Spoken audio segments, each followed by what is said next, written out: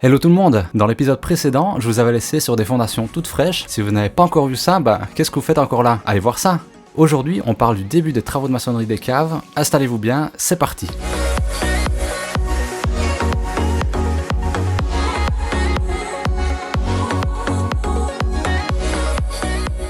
On retend les fils aux chaises, on fixe les guides avec des planches et ça peut commencer à monter. Et ça c'est Samba, le chien du maçon. Vous risquez de l'avoir quelques fois dans les prochains épisodes.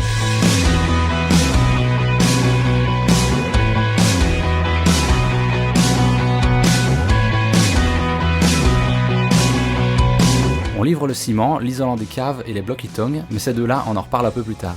On profite de la grue du camion pour descendre les palettes de blocs sur le radier. On a deux niveaux de maçonnerie, le vide ventilé du garage et les caves. Ici, on peut voir le vide ventilé qui commence déjà à prendre forme. Et encore des blocs. Il faut faire attention de répartir les palettes uniformément sur le radier. Il n'a que 24 heures de prise, donc il n'a pas encore une résistance très élevée. Le vide ventilé est déjà presque terminé, maintenant c'est au tour des caves de commencer à monter.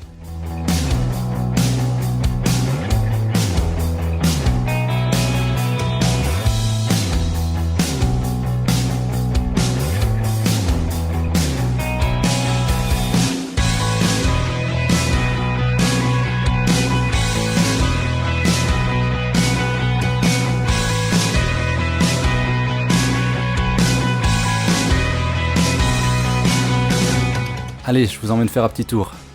Bon, c'est pas encore très accueillant, mais ça fonctionne.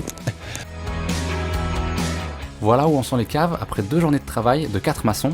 Je dois dire que ça avance pas mal.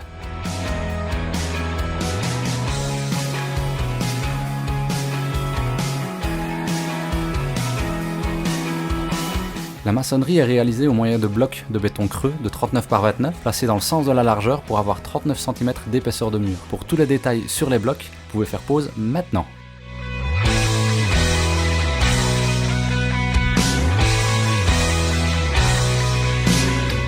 Et pour le ciment, on est sur un CEM de 32,5N.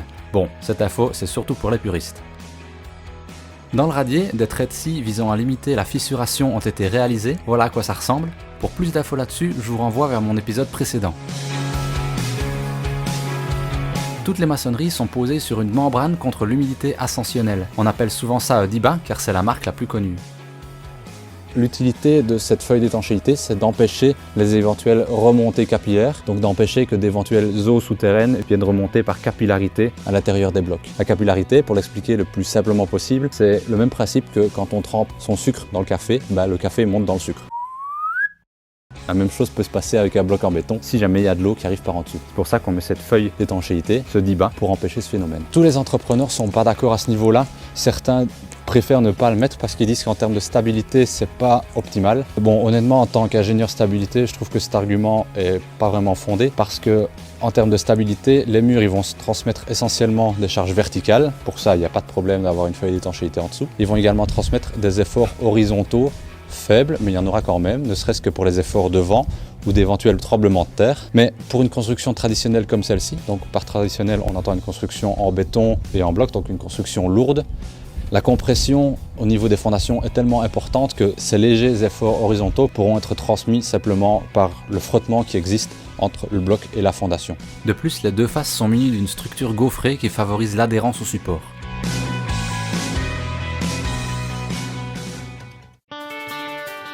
Dans les caves, j'ai décidé de placer des fenêtres sous forme de cour anglaise, ça permettra d'y amener de la lumière naturelle et de les rendre plus vivables. On en reparlera davantage dans les prochains épisodes. J'ai essayé de répartir ces fenêtres de telle sorte à en avoir 1 à 2 par cave, comme ça nous laisse une certaine flexibilité quant à l'aménagement des caves, à l'exception d'une seule, qui est la cave technique, là où il y aura les équipements de chauffage, d'eau, d'électricité, etc. Dans cette cave par contre, on aura une porte qui donne sur le vide ventilé sous le garage. Alors un autre petit détail qu'on retrouve souvent dans les maçonneries de cave, ce sont les murs forts. Un mur fort, c'est un élément comme ceci, donc c'est un treillis en 2 dimensions, fait en barre lisse. Et lui, on va venir le placer dans les joints de manière à renforcer le joint. C'est pas obligatoire d'en mettre, c'est utile dans 2 cas de figure. Le premier, c'est si on a des grands murs de cave sans mur de refend, donc à partir de 4, 5, 6 mètres de portée de mur sans mur de refend, les terres risquent de venir pousser sur le mur de cave. Et ce mur de cave n'a pas de résistance à la flexion en tant que telle. Du coup, on place ces petites treillis dans les joies de manière à avoir une armature et pouvoir reprendre quand même des efforts de traction qui seraient dus à la flexion des murs. Un autre cas de figure, c'est dans tout ce qui est discontinuité géométrique ou discontinuité de charge, et c'est plutôt mon cas. Dans mes murs de cave, comme je l'ai dit, j'ai des cours anglaises, donc j'ai des fenêtres, et ces fenêtres, elles vont venir créer une discontinuité dans la géométrie des caves. Mais étant donné que mes charges, elles, qui viennent du plancher, doivent quand même être transmises, cette discontinuité, elle va amener, via le linteau qui sera posé sur la fenêtre, elle va amener des concentrations de charge. Et afin de renforcer localement la maçonnerie, on a placé dans les 2 derniers joints sous la lège de la fenêtre des murs forts. Un autre endroit où on va voir les murs forts dans mon cas, au rez-de-chaussée, j'ai des colonnes en béton qui reprennent les charges des poutrelles. Ces colonnes en béton vont transmettre des charges assez élevées de manière ponctuelle à ma maçonnerie de cave. Du coup, pour renforcer localement la maçonnerie de cave, on va venir placer dans les 5 derniers lits de ciment, localement là où les colonnes viennent s'appuyer, on va placer des murs forts afin à nouveau de renforcer localement la maçonnerie.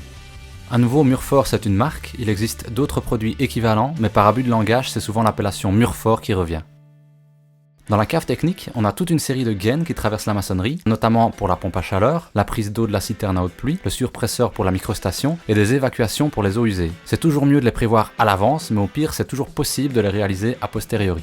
On a aussi toute une série de tuyaux dans ce mur-là. Donc ici, on est toujours dans la cave technique et on passe à travers ce mur dans le vide ventilé du garage. Et si on va y jeter un œil, on peut voir dans le mur en face les mêmes gaines par lesquelles les appétrants, donc l'eau, l'électricité, le téléphone, etc., rentreront sous le vide ventilé pour rejoindre la cave technique.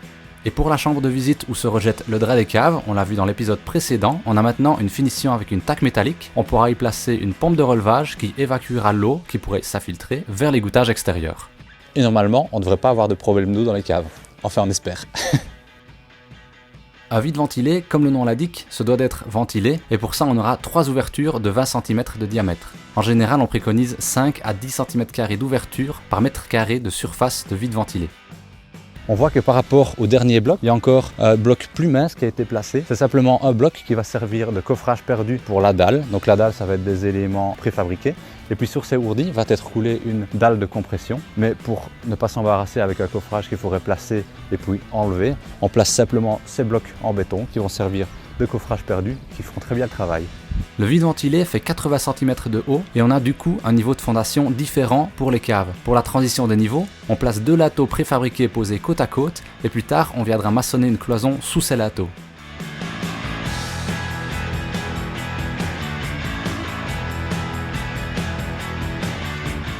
Un lateau préfabriqué standard, ça a une largeur de 9, 14 ou 19 cm, tout simplement parce que ce sont les largeurs des blocs. Et vu que ces pièces servent à réaliser des baies de portes ou de fenêtres dans des murs en bloc, c'est pour ça qu'ils ont ces dimensions-là. Nous ici, pour les murs de cave, on a des murs de 39. Du coup, ce qu'on a fait tout simplement, on a 2 lateaux préfabriqués l'un à côté de l'autre. On aurait pu aussi faire la solution de les couler en place, mais évidemment, à chaque fois qu'on peut avoir une solution en préfabriqué, c'est toujours mieux parce que ça coûte moins cher, ça va plus vite et surtout, une pièce préfabriquée aura toujours une bien meilleure qualité qu'une pièce coulée en plast parce que tout simplement la fabrication préfabriquée est optimisée au mieux et permet d'avoir des performances optimales en termes de matériaux.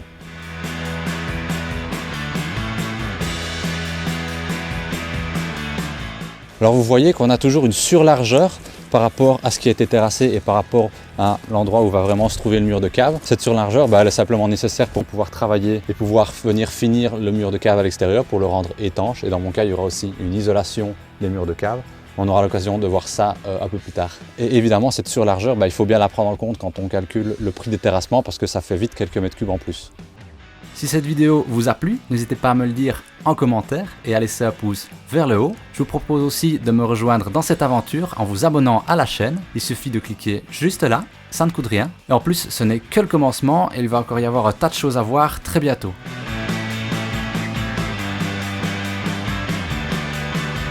Grâce à la météo belge, la fin des maçonneries de cave ce sera pour le prochain épisode. J'espère vous voir au rendez-vous, prenez soin de vous et à bientôt.